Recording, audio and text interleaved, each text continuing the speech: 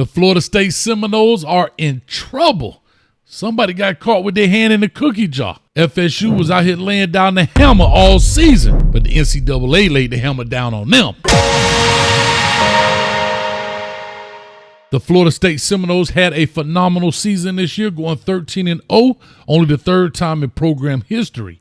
Unfortunately, they did not make it to the college football playoffs due to the fact that Jordan Travis got injured, and the committee said, that may not just be the best team, so let's go ahead and push in Alabama and Texas. As we all know by now, Michigan ended up winning it, but that's not what this video is all about. It is about the Florida State Seminoles and one of their assistant coaches getting caught with their hand in the cookie jar in the NIL deal. Mike Norvell has been the head coach at Florida State for the past 4 years. Started off a little rocky, but he definitely finished out strong. He also just signed a contract extension for 8 years that will be worth up to $10 million a year. If you are a fan of college football in general, everybody knows that Mike Norvell was not happy with the decision with the committee by putting them out due to the fact that Jordan Travis got hurt. And he made a big stink about it. And although this is sports, it is also business. And you know what they say, you can't go against the machine. Don't poke the bear, because if the bear wake up, it could be ugly. And that is exactly what happened to the Florida State Seminoles. It got ugly. The NCAA decided to drop the hammer on them for some NIL violations. Now, I can tell you this is a level 2 violation, and it is significant. But before we get into it, let's find out how it happened. For those that don't know, NIL stands for name, image, and likeness. And it is used so players can use their name, image, and likeness and get paid for it. In the previous years, the NCAA banned all of that, and people had jersey sales and other different items that the players could not make money off of. The NCAA passed a ruling and said, hey, players can now use their name, image, and likeness to earn money. And once the NIL avalanche started rolling, it couldn't be stopped. So then schools started coming up with things called collectives. And in these collectives were basically big boosters putting in pots of money to bring players in. And let's call it exactly what it is.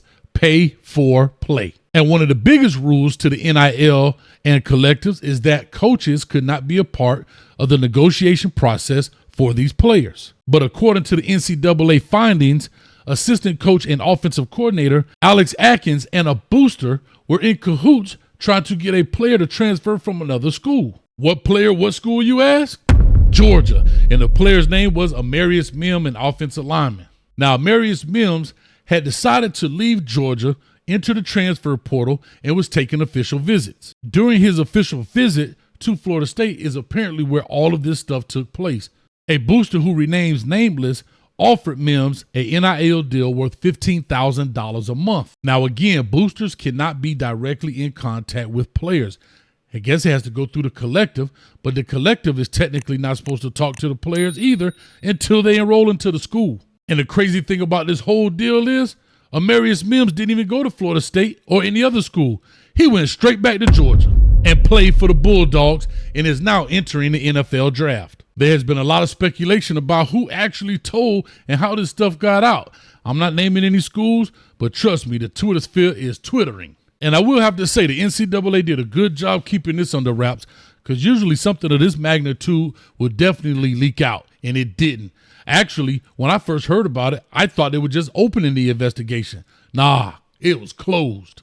So apparently, Florida State was found guilty of a level 2 violation. So let's take a look at these violations. And boy, it's a bunch of them. First off, they got 2 years probation, and they don't specify what that means. Is it that bowl bans or whatever?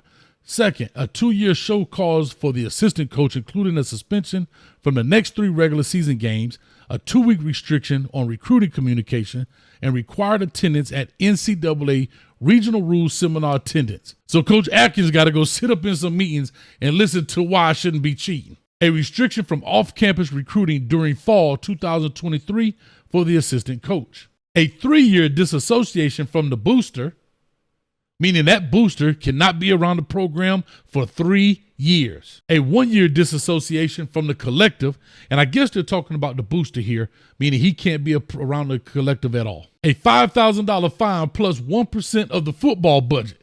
Now, that sounds crazy. $5,000 fine, drop in the bucket, no big deal. But 1% of the football budget, That's peanuts also. Think about it. That's $1 for every $100 spent. A 5% reduction in football scholarships over the 2-year probationary period, amounting to a total reduction of 5 scholarships. That can definitely hurt, because that hurts not today, but it hurts tomorrow. A reduction in official paid visits in the football program in the 23-24 academic year by 7. The school also will not roll over 6 unused official visits from the 22-23 academic year. A reduction in football recruiting communications for a total of 6 weeks during the 2023-24 and 24-25 academic years. And finally, a reduction in the number of in-person recruiting days during the 23-24 academic year by 6 evaluation days during fall 23 and 18 during spring of 24. So as you can clearly see, they almost threw the book at them. It wasn't a death penalty, but it definitely will hurt the program, and it definitely will hurt the recruiting process. Now, there was a lot of talk about Mike Norvell being up for the head coach job at Alabama since Nick Saban has recently retired. As we know, Kalen DeBoer is supposed to be the shoo-in for that job, the former head coach at Washington, who was just in the national championship.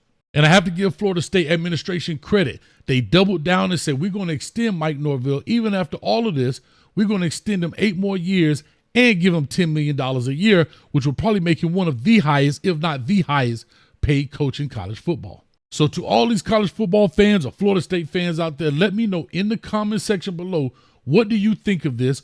Also, how do you think it will affect Florida State in the future when it comes to recruiting?